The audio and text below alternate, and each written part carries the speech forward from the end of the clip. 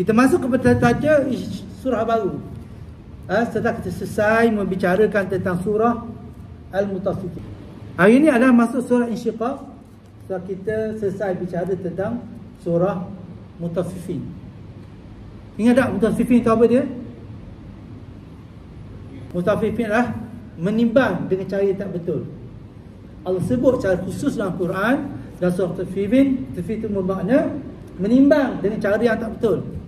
Termasuklah kalau buat rumah, termasuklah kalau beki kereta, termasuk kalau jual makanan. Okey. Yang tak sama dengan isi kandungan tu. Apa yang kita cakap, apa yang kita senaraikan tak sama dengan apa yang kita jual. Itu. Dia asalnya mengurangkan timbangan. Mengurangkan timbangan. Jadi saya pun ada orang macam tu. Terutama jual ikan. Jual ikan tak cukup sekilo. Kan? Harga sekilo juga. Kerana tu kita nak ajar, bila kita menimbang, lebihkan sikit. Lebihkan sikit. Ada dua cara. Sama ada kita nak lebihkan sikit, lebih tu kita sedekah, atau yang lebih tu kita kira lah. Kalau sekilo RM10, RM10.5 ataupun RM11, tak apa, tak salah. Kedekutnya ikut saya, dekut pun. Tapi saya timbang saya betul. Saya tak tipu orang. Sekilo lebih RM10, RM11 lah. Kira RM11 contoh. Walaupun orang kata kita kedekut, tapi kita tidak menipu. Betul tak? Okay. Kalau kita kurang lebih, kita kata sedekah, ada. Keduanya boleh buat belaka. Ada keharusan. Tak ada orang kata lebih kena bagi percuma. Tak ada pun. Okay, itu atas kita. Cuma kedua-dua perbuatan kita tu menepati syarak. Menepati syarak. Faham ya? Boleh? Kemudiannya pada surah Insyiqaq, apa makna Insyiqaq ini adalah terbelah yang mengandungi 25 ayat. Itu surah yang ke-84 daripada surah Al-Quran lah. Surah Al-Quran ada 114. 114, di mana surah ini ada sebagai surah Juz Amma ataupun Juz 30. Juz 30 ni mengandungi dua bahagian. Satu bahagian disebut Juz Amma atau Juz 30. Mana daripada An-Naba sampai An-Nas. Satu lagi bahagian orang panggil surah lazim. Surah lazim ni bermula Ad-Duha sampai An-Nas. Okay. Kita boleh buat pilihan. Sama ada kita nak hafal surah lazim saja, Ad-Duha sampai An-Nas, ataupun kita nak lebih lagi daripada An-Naba sampai An-Nas. Jangan hafal 3 ku je. Kan? Subuh Qul huwallah, Qul a'udzu binnas, Zuhur tu Qul huwallah, Qul a'udzu binnas, As-sahatu, Maghrib Isya'atu. Kurang-kurang kita ada juga surah azim tu. Kadang-kadang surah Ad-Duhanya, kadang-kadang surah An-Nashrahnya, kadang-kadang surah At-Tinnya, kadang-kadang surah Al-La'nya, surah Al-Qadarnya, kadang surah Al-Bajinahnya. Banyak sikit Al-Bajinah tu. Al-Alaq banyak sikit. Adalah tukar-tukar surah tu kan. Biasanya kalau saya ambil macam kalau bermula dengan Wad-Duha, saya akan cari surah kedua pun juga guna waw juga. Seperti Wal-Adiyat, Wal-Asri. Okey ya. Kami ada waw je. Okey. Ataupun dalam Wattin tu, Wattini Wazaitun. Dia ada Wattini Wazaitun, Waturi Sinin. Dia ada sama juga dengan surah Wal-Asri. Pasal ada watawasau bil haqq, watawasau bis sabri. Dia ada sama. Antara surah At-Tin dengan surah Al-Asr. Surah apa lagi? Biasa kita ambil kalau Al-Bayyinah, kalau macam Al-Bayyinah panjang. Lam yakunil ladzina kafaru. Kita cari surah yang tak sama. Contoh kalau lam yang tu ada surah Wal-Adiyat, surah Alam Tara Kafai, Alam Tara Kai Fa'ala. Kita ambil yang lebih kurang permulaan. Contoh surah Iza Zulzilatil Ardu Zilzalaha. Kita kedua surah Izaja ada. Itu Iza Zulzilati, itu Izaja. Contoh kita ambil surah alam nashrah laka sadrak. Surah pertama, surah kedua kita boleh ambil alam tarakai. Kedua ada alam. Jadi masa kita baca alam nashrah tu, kita boleh pegang kat dada kita ni. Okey. Untuk jantung, untuk apa lagi? Untuk paru-paru kita baca alam nashrah laka sadrak kan, wa wada'na 'anka wizrak. Kita pegang kat dada kita masa sembahyang. Itu surah kedua kita baca alam tarakai fa fa'ala rabbuka bi ashabil fil. Begitu. Kita pasang-pasangkan. Jadi surah ini mempunyai 25 ayat dari jenis Makkiyah. Dah saya sebut dah itu kan. So Makkiyah ni bermula perjalanan hijrah ke Madinah. Sebelum hijrah ke Madinah. Sebelum perjalanan hijrah ke Madinah. Itu surah-surah Makkiyah. Di mana surah Makkiyah ini melibatkan semua umat Nabi Muhammad SAW. Itu surah-surah umum. Biasanya surah Makkiyah ni bermula dengan ya ayuhan nas, wahai manusia. Jadi selama 13 tahun tu berada di Mekah, surah-surah Makkiyah ni bermula dengan ya ayuhan nas, seru kepada semua manusia. Sebab dalam pembentukan akidah, jadi seru pada manusia. Dalam perjalanan ke Madinah, ayat berkaitan dengan syariat. Jadi syariat ni hanya melibatkan orang yang beriman saja. Kerana itu kewajipan berpuasa di penghujung-hujung dah, dan selebihnya ada di Madinah, dan hukum-hukumnya adalah diturunkan di Madinah. Okey. Dan surah ini diturunkan selepas surah Al-Infitar. Surah Al-Infitar surah apa? Surah tadilah Infitar kan, surah timbang tak betul tu. Dia bukan seluruh surah tu dibicarakan tentang timbangan tu. Sebahagian daripada ada permulaan tu, walaupun sedikit, tapi nak beri nama tu, nak beri nama. Macam orang nak beri nama kumpulan sesuatu kan, dia ambil lah apa sesuai dengan kaitan kumpulan dia tu kan. Bukan dia ambil semua tu, ada ambil kaitan sebahagian apa yang sesuai dengan nama kumpulan dia. Macam itulah. Hubungan surah ini dengan surah sebelumnya. Kalau pada surah Al-Mutaffifin disebut tempat tersimpannya kitab-kitab catatan amalan. Ingat tak? Sijin dengan apa dia? Tempat sijin tu adalah untuk simpanan amalan alam jahat. Okey. Saya ingat bila dia ingat tu. Okey. Saya nak sebut lagi. Satu lagi yang simpanan untuk amalan baik. Ayuli. Tak bila ingat. Saya ingat lupa pun jawab juga. Okey. Hebat tak bila gitu. Orang lain ni tak hebat mana. Kan dia tak kira. Dia hebat. Maka di sini saya sebut lagi sijin dengan illiyin. Dalam Sufyan sebut. Sijin ni tempat simpanan amalan jahat. Mana segala amalan jahat kita ada kat situ. Dan segala amalan baik kita disimpan dalam illiyin. Kalaulah adalah simpanan tu dekat Putrajaya, kita boleh tengok esok. Tapi tak ada. Yang hanya tahu adalah Allah saja. Ia berada di dalam simpanan Allah Subhanahu wa taala. Jadi kalau dalam surah Mutaffifin disebut benda tu, maka dalam surah ini disebut kitab-kitab catatan itu dibentang pada hari kiamat. Sijin dengan illiyin tu lah, dia tak campur di sisi Allah. Amalan baik dengan amalan jahat tak dicampur, dia asing-asingkan. Maka amalan itulah sama ada kitab itulah, kitab yang kita ada tu, sama ada kita terima sebelah kanan atau akan kita terima sebelah kiri. Kalau kita terima sebelah kanan, selamatlah kita. Kalau kita sebelah kiri, malang dan celakalah kita. Kalau itu ayat yang saya sebut itu, yauma nad'u kullu unasin bi imamihim.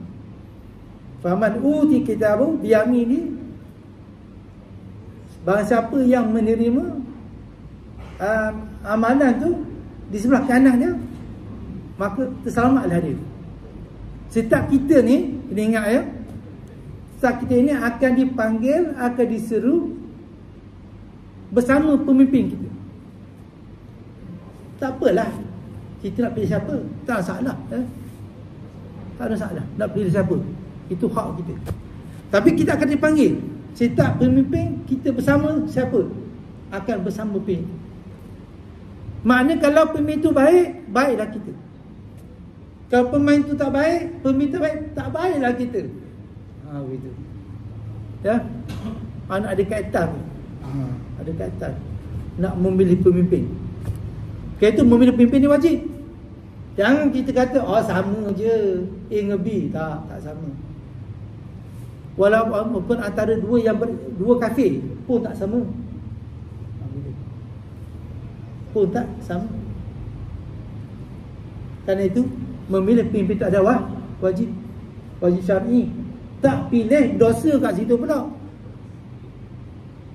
Dah kita, kalaulah pihak yang salah itu menang, maka sebab kita, dia yang baik itu kalah, kita bertanggungjawab. Kalau itu bila pilihan raya ni kena keluar. Kasih nak pakar siapa. Tapi kalau pangkal tu ada pangkal yang salah, maka kita akan dipanggil bersama pihak yang salah. Gitu. Maksud ada tanggungjawab kita. Bukan kita pangkal lepas tangan, tak. Ada tanggungjawab dia. Okey. Bismillahirrahmanirrahim. Dengan nama Allah yang pengasih lagi maha penyayang. Semua tahu belakang ni lah. Kau tak tahu juga makna bismillah ni. Dengan nama Allah yang maha pengasih lagi maha penyayang. Kasih kepada yang beriman, penyayang kepada semua hamba dia, termasuk yang tak beriman. Sebab apa? Kasih kepada juga tak beriman. Kerana yang tak beriman itu pun Allah masih lagi memberi peluang dia untuk beriman. Kalau Allah dah benci dia, memang tutup rapat dah. Tutup dah, kafir-kafir lah. Dah sebut dah tadi kan. Walaupun dia kafir, tak mesti dia tidak beriman. Faham tak? Itu yang saya sebut tadi. Okay. Bila kita nak baca Quran, kita digalakkan membaca A'udzubillahi minasyaitanirrajim. Kita digalakkan. Kata Allah, bahawa siapa yang membaca A'udzubillah, maka syaitan tidak boleh menguasai dia. Kata Allah kata, Faiza qara'tal Qur'ana fasta'iz billahi minasyaitanirrajim. Siapa yang baca Quran, maka Allah Subhanahu Wa Taala akan sesiapa yang membaca Al-Quran atau siapa yang nak baca Quran, hendaklah dia bermula dengan A'udzubillahi minasyaitanirrajim. Kena ingat, tak baca bismillah pun tak apa. Tapi jangan tinggal A'udzubillah. Okey. Dah sembahyang pun sama. Baca tak A'udzubillah dah sembahyang? Baca. Nak baca Fatihah kan? Tapi tak baca kuat lah. Jangan baca kuat, tak boleh. Bukan tak boleh, makruh lah. Tak betul. Sebab A'udzubillah tu bukan ayat Quran. Okay. Samalah kita baca dengan Subhanallah, Subhanallah Rabbil Azim, pelan semua. Baca Fatihah saja kita baca kuat. Okey? Fatihah saja. Jadi sekali nak baca Fatihah, kita baca A'udzubillah. Tapi dengan nada pelan. Sebab kita tak mengira isti'azah tu, A'udzubillah itu sebagai ayat Quran. Sebagaimana setengah pendapat yang tak mengira bismillah itu sebagai Fatihah. Maka bila dia sembahyang, dia tak baca kuat bismillah. Jangan kita ingat yang tak baca bismillah, dia baca. Tapi tak baca kuat. Sebab bismillah tu tak sebagai daripada Fatihah. Maka dia baca kuat sebenarnya Allah Ta'ala wajib bismillahirrahmanirrahim. Alhamdulillahi Rabbil Alamin. Dia baca kuat. Sebab bismillah tak kira. Tapi jangan kita kata Mekah, orang pergi Mekah tu imam tak baca bismillah. Baca. Dia baca bismillah. Semua qurra, semua pembaca membaca bismillah. Surah Fatihah tu satu surah je yang semua ittifaq, yang semua berpakat membaca bismillah. Cuma sama ada bismillah itu ada bismillah yang sebagai Fatihah atau tidak. Pada mereka yang mengenal Fatihah, bismillah itu sebagai Fatihah, maka dia baca kuat. Manakala bagi yang tak mengira bismillah ke Fatihah, dia baca perlahan. Tapi ahli qura semua pembaca kan bersepakat membaca bismillah di permulaan surah Fatihah. Cuma pelan atau kuat sahaja bergantung kepada Fatihah itu sebangun dengan Fatihah atau tidak. Iza sama'un syaqqat, apabila langit terbelah. Ketika Allah SWT menghendaki kerosakan ini berlaku ke atas alam semesta, menandakan ketibaan hari kiamat. Bila dah alam ni dah nak musnah, itu dah bermulanya kiamat. Selagi tak berlaku kiamat, alam semesta ni tidak akan musnah, tidak akan hancur. Selagi tidak kiamat, akan terjadilah perkara-perkara yang menakutkan, yang menggerunkan. Sampai dikatakan ni anak musuh anak pun tak sempat. Okay? Yang dikatakan anak yang dibuaya pun ditinggalkan. Tak sempat. Apa yang nak buat semua ditinggalkan. Itu yang berlaku selepas Dajjal. Cerita Dajjal tu lain lagi, panjang ni. Ini selepas Dajjal. Tak betul-betul kiamat kan, yang sangat menakutkan. Kerana itu kalau kita meninggal sebelum kiamat, sebelum bertemu Dajjal, kita bertemulah dengan fitnah kubur, azab. Tapi lebih selamat kalau kita beriman, alhamdulillah, selamat kita. Ya. Tapi kalau kita tak beriman, banyak dosa, tak selamatlah kita. Tapi lebih baik daripada kita bertemu dengan Dajjal ketika mana hidup. Okay, dan bila dah berlaku yang kiamat, itu lagi dahsyat daripada bertemu dengan Dajjal. Di mana sistem perjalanan ni, bintang-bintang cakrawala ni yang asalnya teratur tak? Siang dengan siangnya, malam dengan malamnya, matahari dengan mataharinya, bulan dengan bintang dengan bintangnya, tak masalah. Tak bertembung pun. Tak. Bukan saja manusia di bumi ni aman damai, di cakrawala pun aman damai juga. Sehingga terjadi pelanggaran sesama bintang-bintang tu akhirnya. Mengikut kajian sains pun sama. Sampai masanya di mana cakrawala tu, planet-planet di cakrawala sana akan bertembung, akan lari daripada landasan dia. Seperti kereta api tu yang tergelincir daripada landasan. Sama lah tu.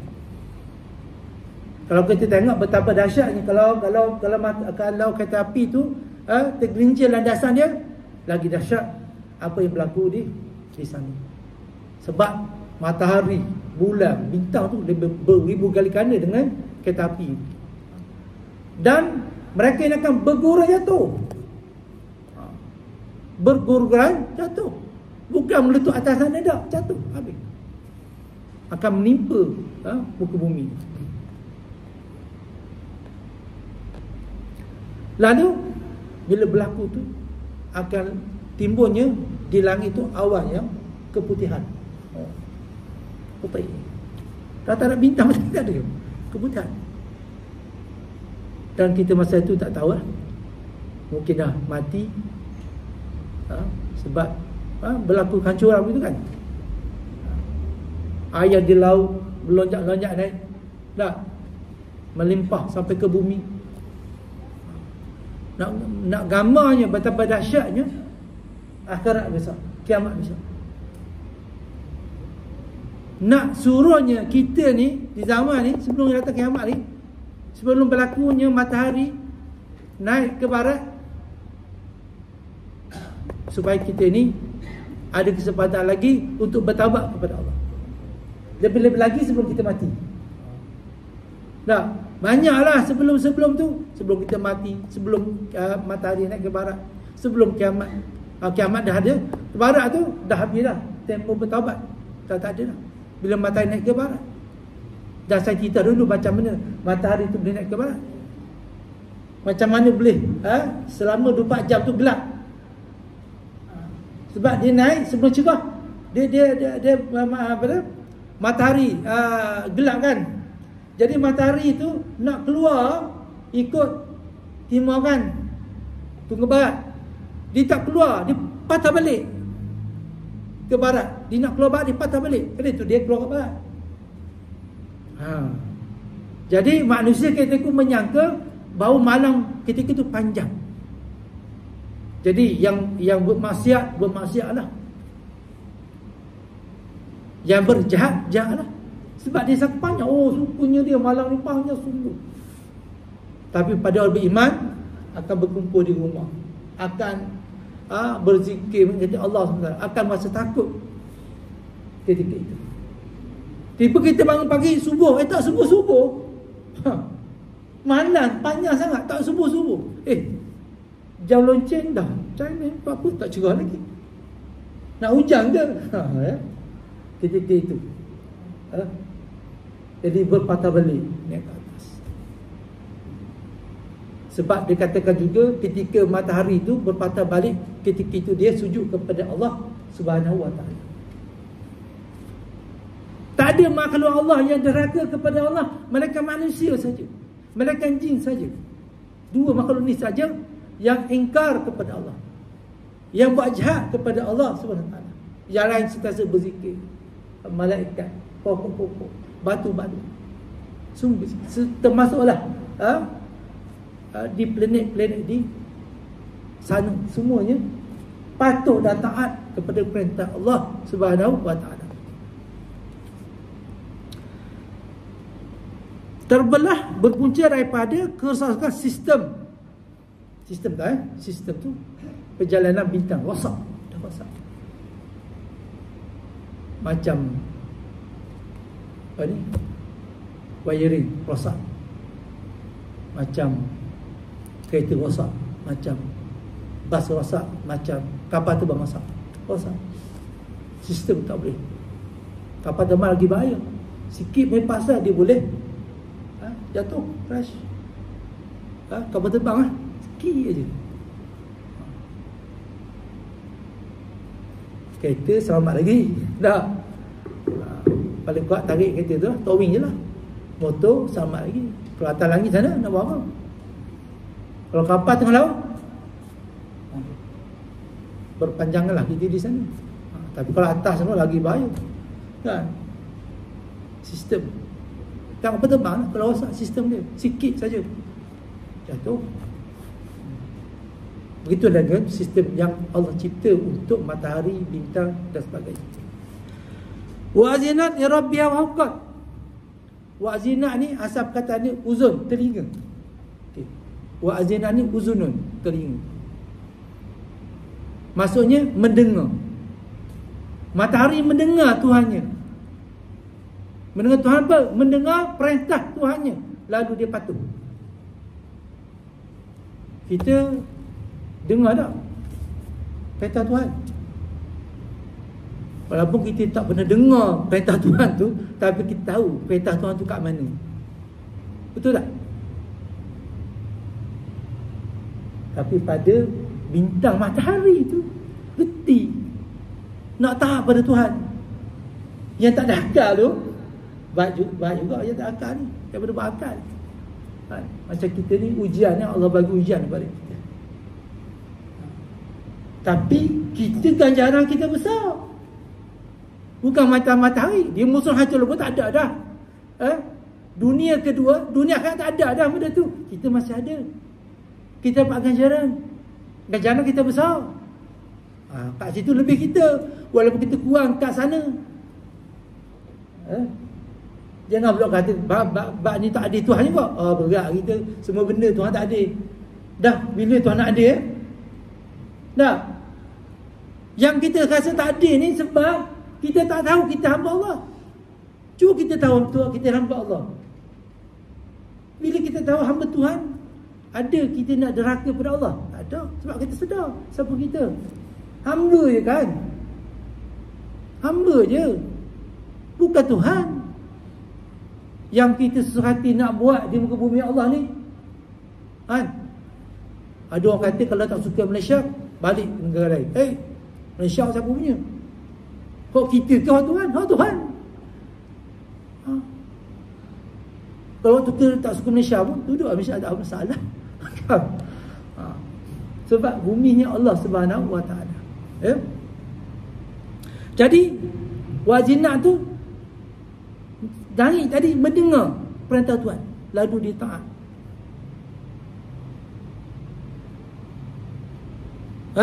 Taat apabila diarah. Arah macam mana? Bila diarah supaya tergelincir, dia pun tergelincir. Baca tu. Yalah. Sepanjang hayat matahari tu, daripada permulaan penciptaan matahari sehinggalah ke penghujung hayat matahari tu, tak pernah dia dahaga pada Allah Subhanahu Wa Taala. Wa izal ardu muddat, dan apabila bumi diratakan, bumi dia diratakan, bukit tu dicabut, dibuang semua rata. Dan bila bukit tu rata, makna rumah tak ada lah. Rasanya angang-angang lah. Bila kata bukit tak ada, rumah ada? Tak ada. Bukit pun tercabut, rumah lagi lah. Yang bukit tu terpasak kuat di muka bumi, tercabut, hilang, apatah lagi rumah-rumah kita tu. Tercabut habis lah. Kita sama lah. Habis dengan kita tuan. Habis. Dah sebut angang-angang lah. Habis. Dengan kita tak ada. Wa alqat ma fiha wa takhallat. Okey, masa kita baca Quran kan, orang azan kan, kita tak perlu jawab, kita hanya membadai angkat tangan saja. Okey, bila Allah abad, angkat je tangan. Masa kita baca Quran lah, sebab kan kita ada takbir, kita tak perlu berhenti segera, tak perlu. Kita perlukan habis saja ayat yang kita baca. Masa azan tu kita angkat tangan saja. Jawab je. Dekat sebagai isyarat kepada jawab kepada azan. Jawab tu sunat je, tapi nak ambil sunat tu lah. Kemudian wa alqad ma fiha wa takhalat, apa yang berlaku? Semua isi perut bumi tu akan dikeluarkan. Termasuklah batu-batunya, termasuklah galian-galian yang, termasuklah yang ada dalam kubur tu, semua habis, manusia semua dikeluarkan. Bukan sahaja bukit bukau tu dicabut, bahkan segala bangunan-bangunan yang ada atas muka bumi tu akan semua tercabut. Dan isi perut bumi pun akan cabut, keluar, kosong. Teo kosong. Tak ada gula, teo saja, kosong. Macam tu. Itu yang akan berlaku pada muka bumi yang kita duduk ini. Cerita ni sebenarnya untuk menyedarkan kita. Bukan kita nak dengar seronok, lepas tu dengar Ustaz Awang cerita, lepas tu kita buat filem lah. Cerita dia buat filem lah dulu, kan? Bukan cerita nak buat filem, tak filem. Ni hakiki akan berlaku, yang mana kita kena sedar, kita tak boleh berterusan berbangga diri. Kan saya ada cerita kan, kalau kita jauh kan, kalau kita jauh dengan agama atau tak sembahyang, bukan semakin dekat dengan Tuhan, kita akan semakin jauh. Tapi kita tetap ada peluang untuk kembali semula. Tetap ada peluang, peluang tu tak pernah tertutup selagi matahari tak naik ke dari barat. Tetap ada peluang. Sama kalau kita tidak baca Quran, bukan Tuhan tak akan dekat dengan Quran, tak, Tuhan akan jauh sampai kita tak tahulah ke mana. Tapi tuan-tuan masih ada peluang untuk dekat balik dengan Quran. Dekat, masih ada peluang. Bukan bila jauh tak boleh kembali, tak. Tetap ada peluang.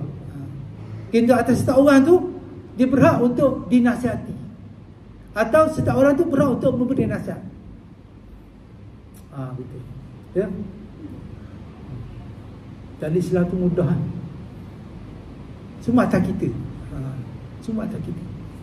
Allah beri hak atas kita. Tak semua Allah tetapkan, tak. Jadi semua isi perut kosong. Teo kosong.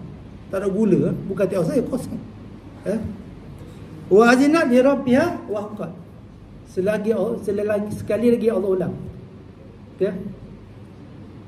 Muka bumi pun kalaulah katakan langit tu pun taat kepada Allah, dengar arahan Allah, samalah apa yang ada di bumi akan taat kepada perintah Allah. Semua ceritanya taat kepada Allah. Cuma hari ni kita taat dah kepada Allah. Kita rasa takut dah dengan Allah. Cerita dia. Kita jangan cerita, ini cerita tadi. Hari ni, kita pula ni.